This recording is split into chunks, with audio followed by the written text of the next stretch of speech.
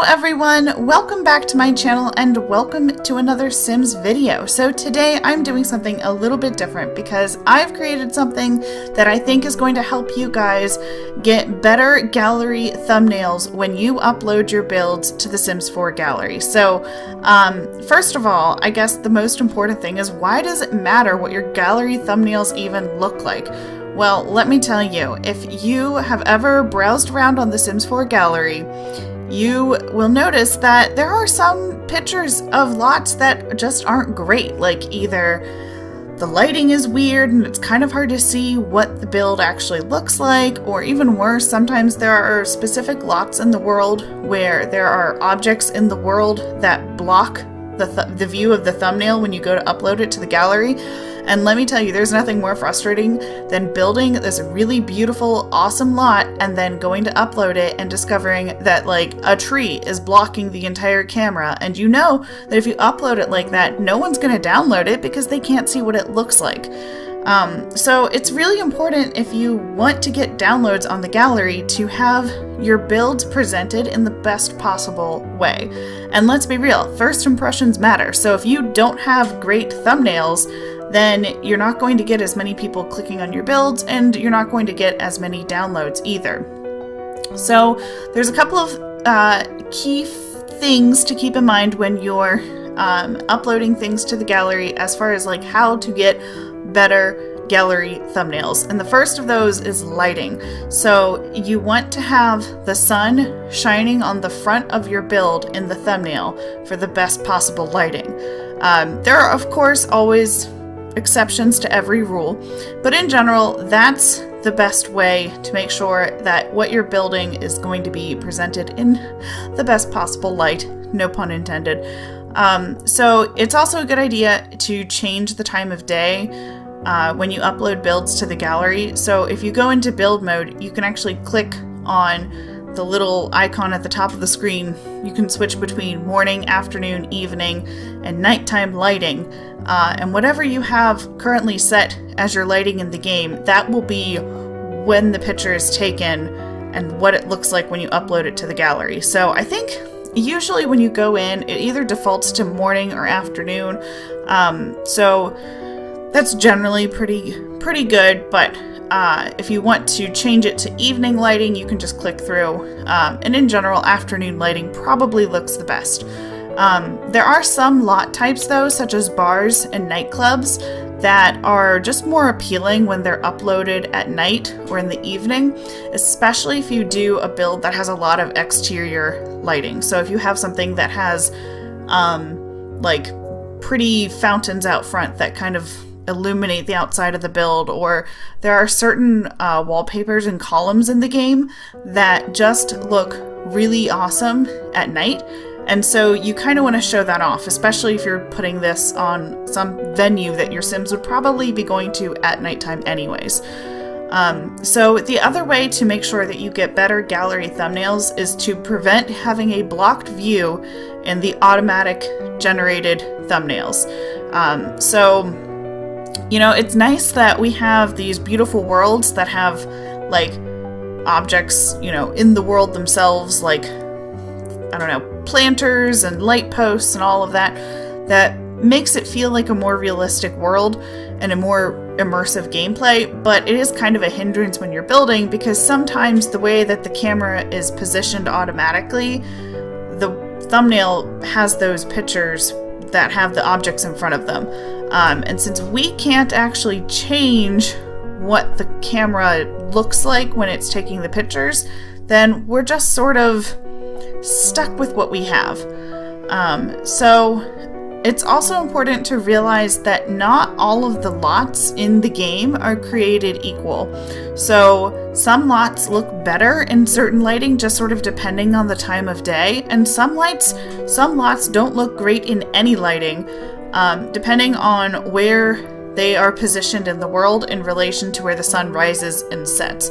So for example, which is such a shame because it's a great house, but one of the lots in the Sims 4 base game in Willow Creek, in the neighborhood where the Goth family lives, the Goth family house and the house next door to them, which is called Park Shore, the way that the sun works on those lots, the sun sets behind those lots and rises behind it. So like the back of the house is illuminated, but then when you go to upload it to the gallery like this, it's very dark. It's very hard to see.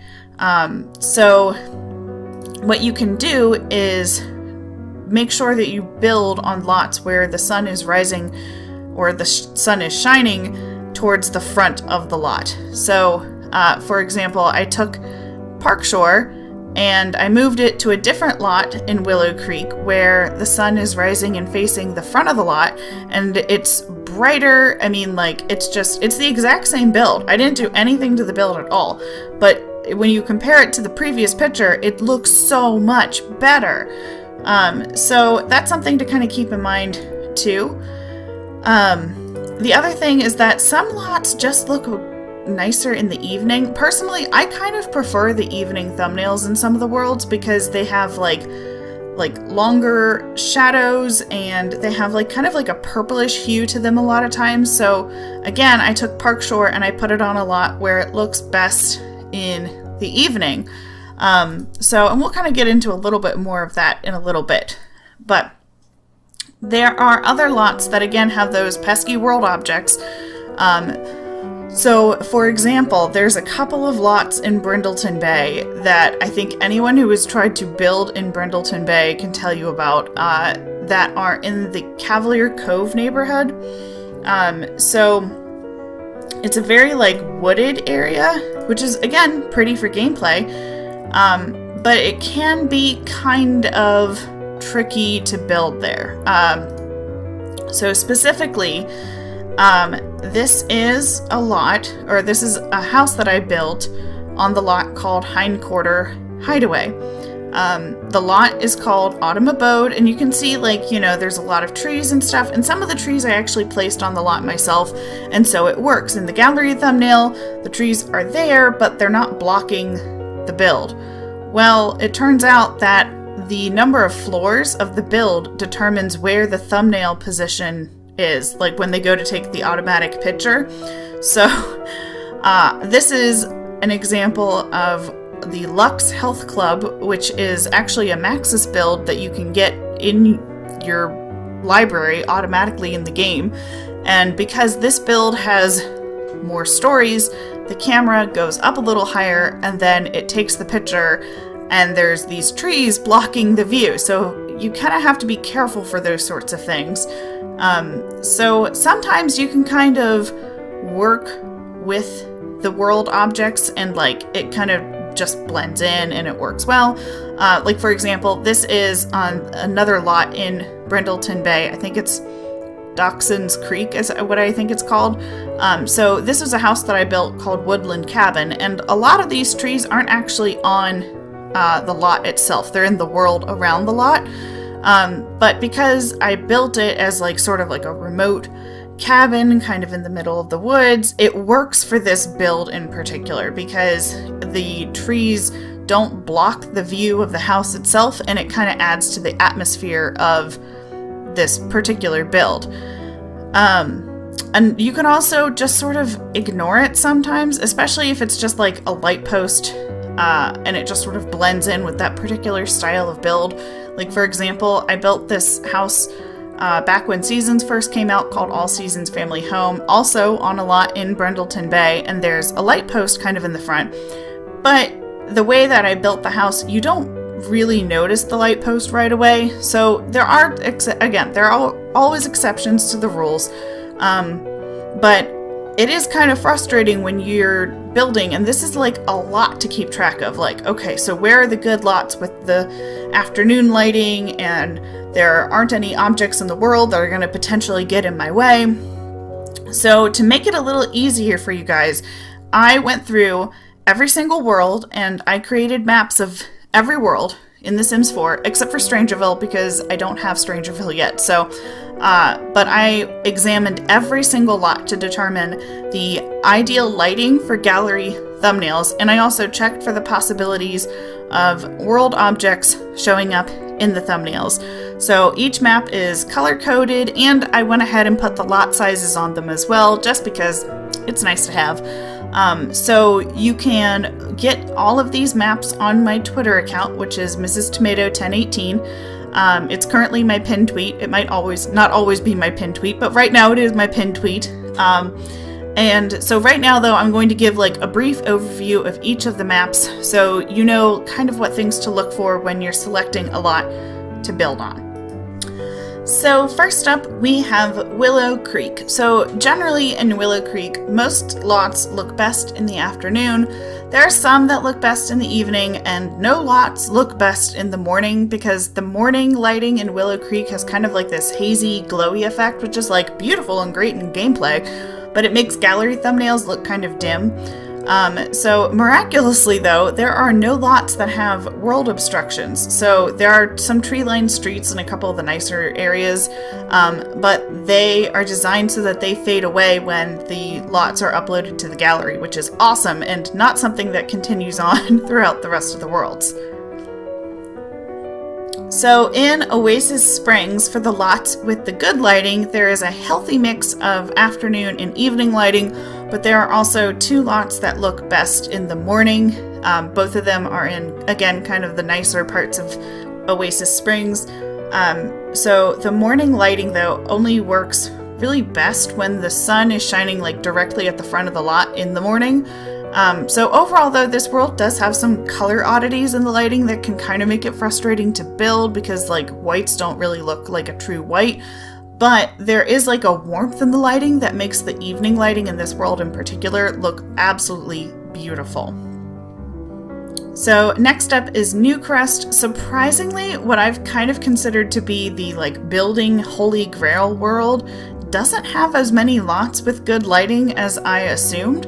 The neighborhood to the right is a safe bet for either afternoon or evening lighting, which is great. And then there are 3 lots up at the top of the screen in that neighborhood that look good in the daytime. But the neighborhood at the bottom left is almost completely useless. So Magnolia Promenade has exactly 1 of each type of lot. So there's 1 that's good for morning lighting, 1 for afternoon, 1 for evening, and then the largest lot has some world objects that show up in screenshots. So if memory serves me well, I'm pretty sure that those are some light posts with like hanging flowers hanging off of them, so just gotta keep that in mind. Windenburg is the first world that we've come across with like substantial world objects blocking the view and the automatic thumbnails. Thankfully though, they're mostly on lots that aren't usually built on because their lot types can't be changed, such as like the Von Haunt estate and things like that.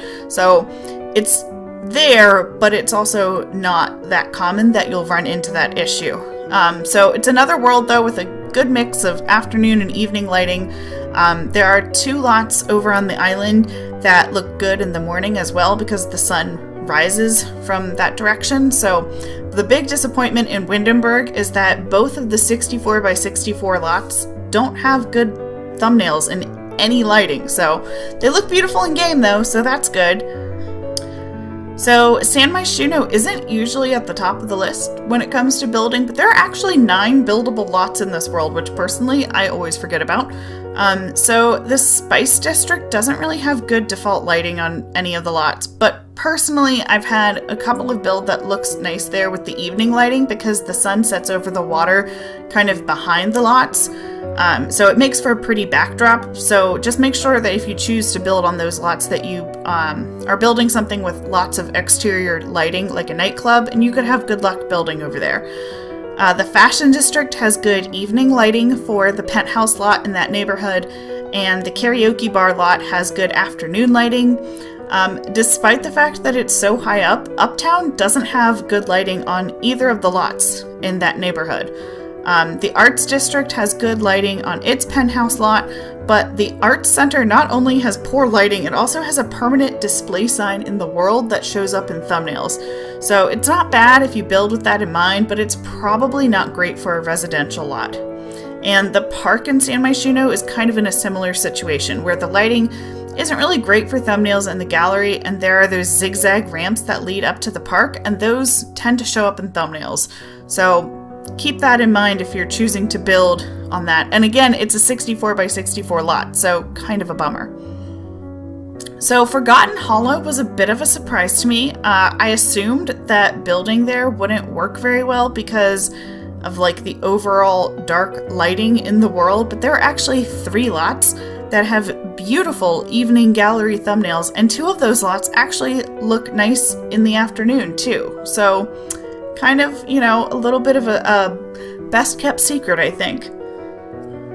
Next, we have Brindleton Bay, and this is where the lots with world objects blocking the view really becomes prevalent. There are a whopping 9 lots with the potential for world objects to block the thumbnail view. So there are ways to work around that on some of the lots, such as by restricting the number of floors on the 2 lots in Cavalier Cove with this issue, but there are other lots, such as the Lounge, where the world objects are just unavoidable. In that case, it's actually a flagpole with like a concrete planter around it. So that being said, though, almost every single lot in this world has good lighting at some time of day, which is great, but also kind of a bummer that so many lots have world objects that you have to watch out for. But like I showed before earlier in the video, you can still build in this world and have decent thumbnails. It just requires a bit more effort. So Del Sol Valley should have more lots that look good in the afternoon, but so many of the lots have the afternoon light hitting the back or the sides of the lot, which doesn't look the best. So this is another world with several lots that have world objects blocking the thumbnail, especially in the Starlight Boulevard neighborhood. Also Judith Ward's house. There are just 3 lots that have good lighting in either the morning or the evening that don't have world objects in the way. So it's kind of a meh world for building overall. So in Granite Falls, there's really only 1 lot that isn't ideal for building.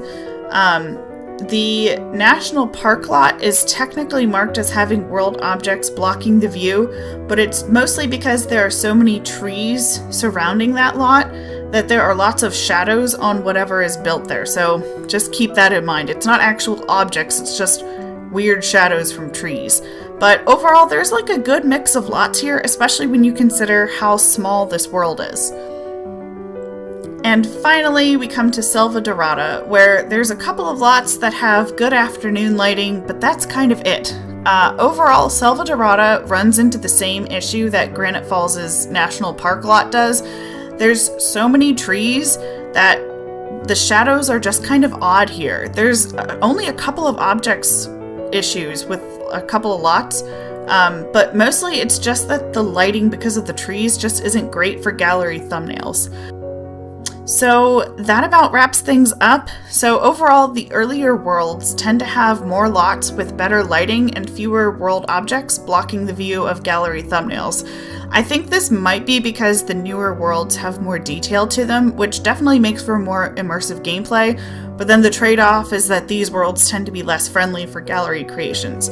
So, I mean, personally, I'm hoping that one day these maps will be obsolete because EA will finally give us the ability to adjust or choose our own gallery thumbnails, but until that day comes, if it ever does, I hope that you guys find these maps to be useful. So, and once I get Strangerville, when it goes on sale, I'll make a map for Strangerville as well. And again, you can also get these maps on my Twitter. I might upload them other places as well, such as the Sims Reddit and the Sims forums. I haven't really decided where else, but you can definitely get them on my Twitter, or of course you can always go back and rewatch this video. So anyways, I hope you guys have enjoyed this video. If you liked it, please give it a thumbs up, and if you haven't already subscribed to my channel, you can do so down below. I put up a new video every Tuesday. So thank you so much for watching, and I will see you guys in my next video. Bye!